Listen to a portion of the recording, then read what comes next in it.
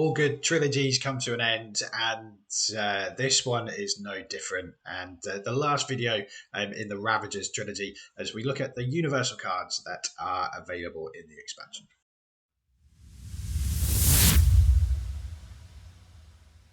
And here we are, the final video in the Ravagers trilogy, as we look at the universal cards. I'm very intrigued as to what these are going to look like, because I think the faction-specific cards are really good. So first up, we'll look at the upgrades. We have Terror Shield. Makes this fighter a quarry, but as a reaction, after an enemy fighter's move action made during that fighter's activation, if that fighter is adjacent to this fighter and this fighter is a quarry, roll 1 magic dice. On a roll of lightning, this fighter has +1 defense till the end of that enemy fighter's activation. Very wordy, but quite a strong card if you kind of lean into that quarry mechanic. On a roll of lightning, this fighter has +1 defense. So yeah, it's not bad. Soul Tooth Javelin. So Soul Tooth seems to be the amber bone and shade glass weapon of this expansion. +1 damage when made during this fighter's charge action. You can reroll 1 dice in the attack roll if the target has 1 or more move and or charge tokens. After making this attack action, discard this card. Obviously not as strong as amber bone weapons, because amber bone weapons give you that extra punch of glory. Are we going to see Soul Tooth weapons kind of leapfrog them? At the minute, probably not. Because why would you? Because you get 2 glory for a kill with an amber bone weapon. But it's not a bad weapon. Cleave, 3 range, 3 swords, 1 damage, potentially 2. It could go in. It's a potential card. If you're kind of stuck for what to put in and you want a bit of range, it's not bad. Slower warbands might take it, so it's potential. As it stands, it's currently not great, but when the next rotation comes in, it could be really good. Scavenged Armor. You cannot give this upgrade to a fighter in your territory. When you give this upgrade to a fighter, give that fighter 1 guard token and +1 wounds. So I'm playing kind of a very aggro in style when I pick my warbands at the moment. This is a great card to lob on if you're playing aggro and you're pushing up into people's territory. I think Scavenged Armor is quite a good card. Rod of the Archmage. For wizards, reaction after this fighter's gambit spell or spell attack action that takes 1 or more enemy fighters out of action, gain the primacy token. So if you're playing a really aggro wizard, it's good. It's not a bad primacy card. Is there better cards? If you're leaning into kind of magic being the main thing, then this would be an auto take. I don't think magic is strong enough at the minute, but it's got potential. Ravening Stone. This fighter is a hunter. At the end of each action phase, pick 1. Give 1 hunger counter to each fighter within 2 hexes, or remove 1 hunger counter from each fighter within 2 hexes. Now, first of all, that is the 3rd time that I've tried to read that card without dropping in a C-bomb by accident. And secondly, that's really good. It's an interesting way to kind of play with the hunger mechanic. Depending on what happens with hunger counters, this is a card that could see a lot of play. Mundane Razor, another weapon, 2 hammers, 2 damage. Reaction after the attack roll for this attack action, if you rolled 1 or more successes, pick 1 persisting gambit and discard it. Again, with the persisting stuff, I think that I'm standing by this. I've said it in previous videos. Persisting gambits and persisting effects are going to be really strong going forward. And the fact that they're having these type of cards in the game would suggest that to me.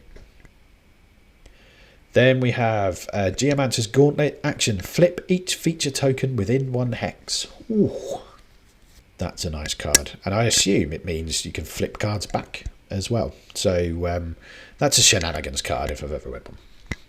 Feral Symbiote, that's next. +1 damage to this fighter's range 1 attack action. After this fighter's activation, give this fighter 1 hunger counter. Then, if this fighter has 3 or more hunger counters, deal 1 damage to this fighter. I don't know about that card.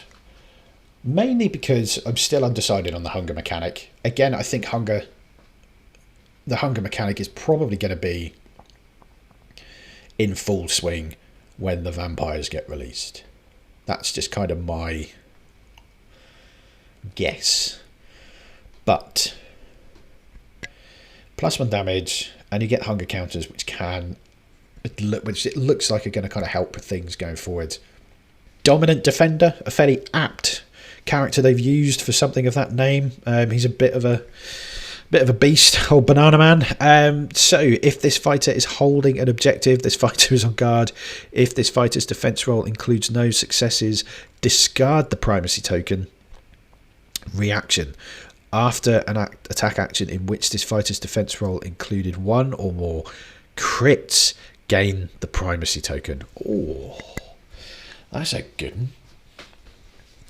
If you're playing primacy, that's a good card to have, particularly like if you've got that fighter in there, or any fighter that has 2 defense dice. Like the fact that they're on guard as well, that's a good card to have. I think I'm a fan of that. Charik Claws, is that how you say that? This fighter is a quarry. If this fighter is a quarry, this fighter's range 1 and range 2 attack actions have cleave. If this fighter is a hunter, this fighter's attack action have cleave. So you get cleave. Basically. You get cleave if you have that card. Storm of Foreboding, another spell. Gambit spell this time, 2 lightnings. If cast, +1 dice to friendly fighters' attack actions. This spell persists until the end of the round. Wow. I mean, that's quite a strong card, isn't it, for a wizard to be able to cast? Yeah, I'm a big fan of that. Shocking Ferocity. Reaction: play this during an attack action that targets an adjacent friendly fighter. After the deal damage step, deal 1 damage to the attacker. So look at a little mini rebound we got there. Which, it's a bit of a mind game card, that particular one. I like cards like that because I think that adds more layers to the game. It's not just a move and chuck dice. It's almost poker like, because you know potentially that person has something in their hands that's going to ruin your day. Next up, Macabre Feast. Reaction: play this after a friendly fighter's attack action that takes an adjacent enemy fighter out of action. Remove any number of hunger counters from the friendly fighter, then heal that fighter, where X is the number of hunger counters removed. Oh, that's a good card. Now, I've not got the counter pack, but somebody mentioned that the counter pack has some tokens, hunger tokens have number 5 on the back. Ooh, so you could potentially really heal one of your fighters there. The problem is, a card like this being out there means people might be reluctant to play the hunger counters. So that might slow down the mechanic getting traction. So a bit of a weird time to release this card, I think. Personally, I would have kept this card back towards maybe the end of the expansion, as kind of let hunger become a thing, as this could spoil it a bit. Next spell, Hunter's Aspect. Gambit spell, 1 lightning. If cast, the caster is a hunter, and you can re-roll 1 dice in the caster's attack rolls for attack actions that target quarries. This spell persists until the caster is taken out of action. Being able to make a wizard a hunter, that's great, without sort of sticking upgrades on them. Again, it's a persist card, which I've said are going to be strong, and helps with the leader wizard hunter, or is it leader wizard quarry? There is an objective where you can score potentially that, I think. Hope Sink. It's got a trap card. It's got the trap keyword, sorry. Reaction, play this after an enemy fighter's move action. That fighter is a quarry and has -1 defense. This effect persists until that fighter is taken out of action. Again, yeah, I'm going to keep battering on persists. But if a lot of these warbands, the newer warbands, have 2 defense dice, whether they're inspired or not inspired. This, I can see a lot of people taking this card.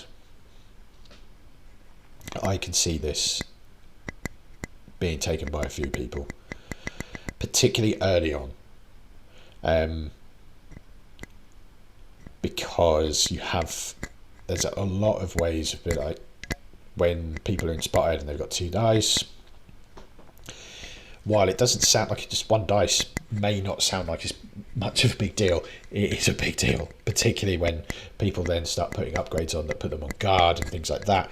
I can see this card in particular getting tested quite a bit over the next few weeks.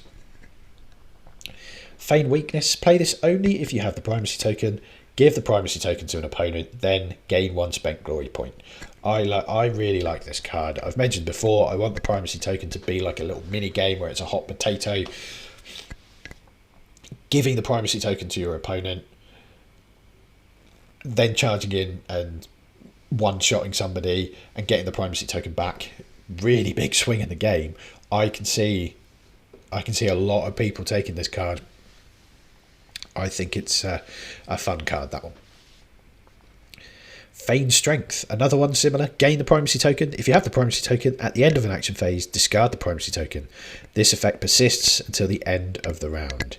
So this is a way of stopping your opponent from scoring primacy.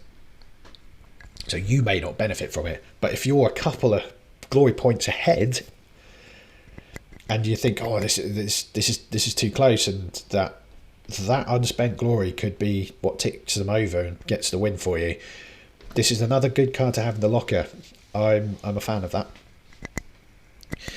Energy Drain. Choose 1 fighter in the same hex as an objective. Give 1 move token to that fighter and 1 hunger counter to each fighter within 2 hexes of that fighter. Again, lots of nice cards for hunger. I've already said it. I'm still undecided on hunger as a mechanic. I think we need to see a few more cards.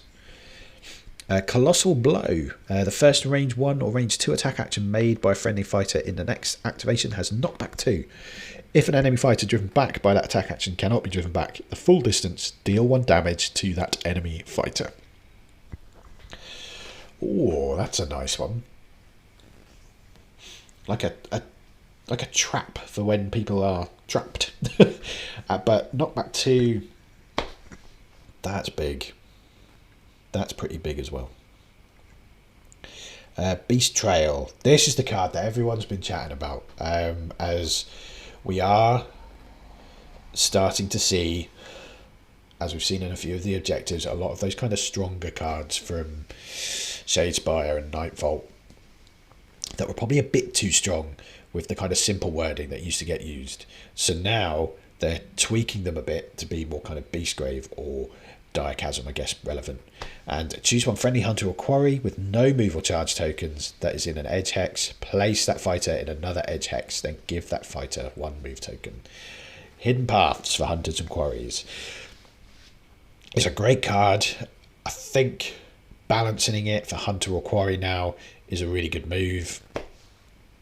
I also think that we're going to see a lot of this now where really strong cards from back in the day are going to be reworded so they only can be used by hunters or quarries or maybe even just leaders. So what else could we see? I generally believe we could see Quick Thinker again, but maybe just for leaders.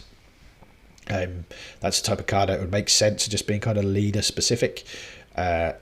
You know, they're leader of the warband. They're probably the better fighter. They're probably the better, more experienced. They can see something coming.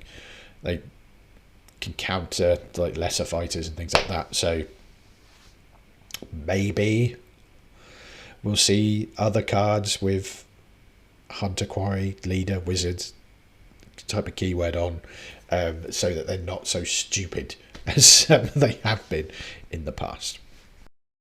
And here we are with the final cards to look at, the universal objectives. And starting off with a Surge card, Rested Dominance. It's also a hybrid card, so you can score this immediately after you gain the primacy token from an opponent, or an activation if your warband holds an objective that another warband held at the start of the round. If you're playing primacy, you're going to take this card. I would have thought that it seems like quite not one of the best primacy cards, but it's definitely a good addition. And then another primacy card, Hybrid Underdog. Score this in an end phase if an opponent has the primacy token, or each opponent has scored 3 or more objective cards more than you. This is a really good card. It definitely kind of helps if you are likely to gamble with your deck.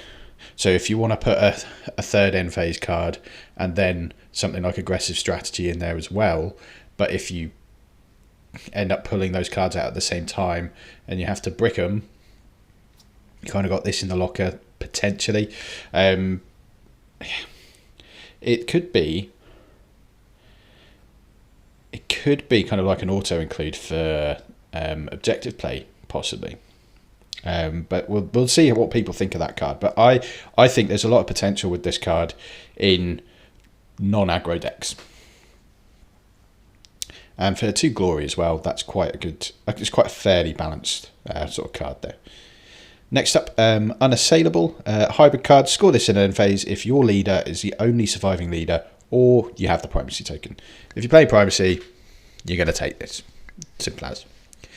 Next up, Unafraid, for 2 glory. Score this in an end phase if each surviving friendly fighter is within 2 hexes of 1 or more enemy fighters.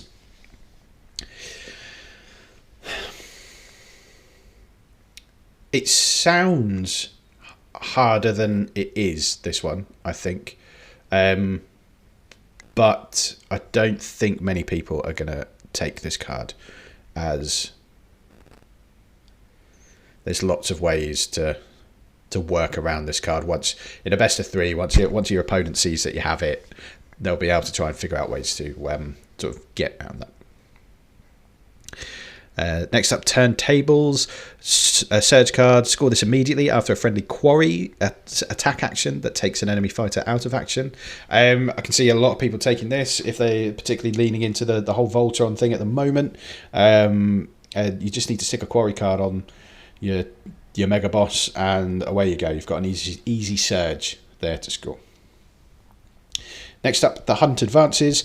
Dual card. Score this in end phase if there are 3 or more friendly fighters in enemy territory, and each friendly fighter in enemy territory is a hunter.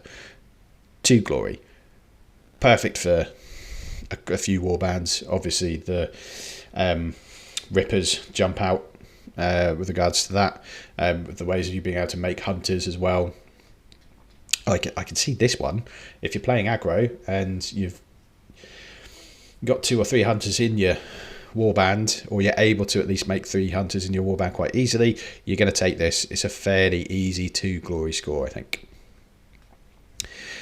Starvation, score this immediately after an activation if there are 1 or more enemy fighters who each have 3 or more hunger counters. So again, at the minute, I'm quite undecided on hunger. I don't think we've kind of seen that particular mechanic in full swing yet. So I think this is a card that you're probably not going to see much play of at the minute, but probably a bit further down the line, probably when the vampires come out, this card is going to be knocking about quite a lot.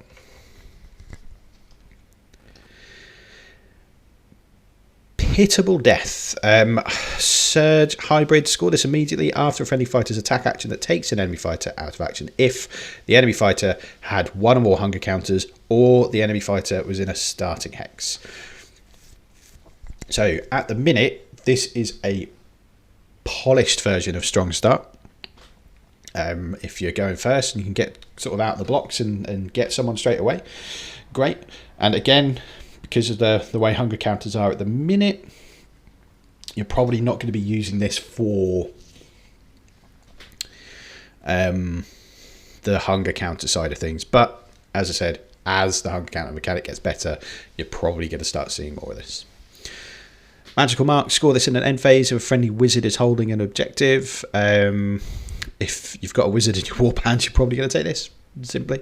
That's a quite nice 1 point glory.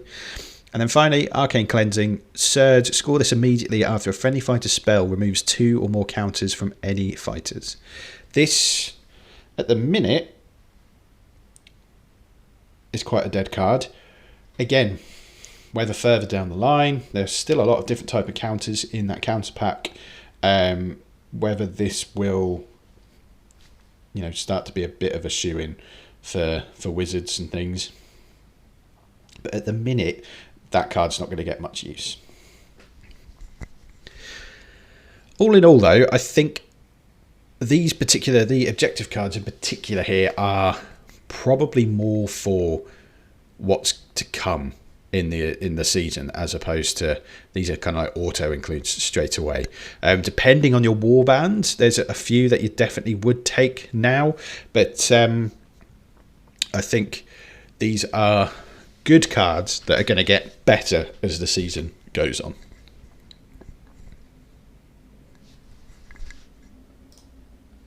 All in all, I think that's quite a nice pool of cards to look at. There's plenty of things for aggro, more things being added into the hunger pool, a couple of cool primacy cards. I think it's a good bunch. And again, kind of combined with everything else, I think this is a great kind of starting point as well. So if you're looking to get into Underworlds as a game, and buying this warband is a great way to start. So if you've got friends who've already got all the boards and things and you want to jump in and join in, I reckon these guys are great for that. And I can see that being the continued theme as this expansion and season goes on. As they've introduced Vanguard, why wouldn't you be able to pick up a warband on the day and make a pretty good deck out of the cards in there? Let me know what you think. What's your favourite card in this particular pack, universal wise? Do you see anything in here that's a must have, or are you kind of like meh? I don't think I'd include any of these. I'd be very surprised if there wasn't one card in here that you wouldn't include. But let me know what you think, and keep an eye out. In a couple of weeks, I'll hopefully going to have some battle reports for these guys up from TTS. Obviously, we're not allowed to have fun in person at the minute for obvious reasons, and also keep an eye out for just content in general. Thanks for listening, and hopefully we'll see you all again real soon. Cheers. Bye.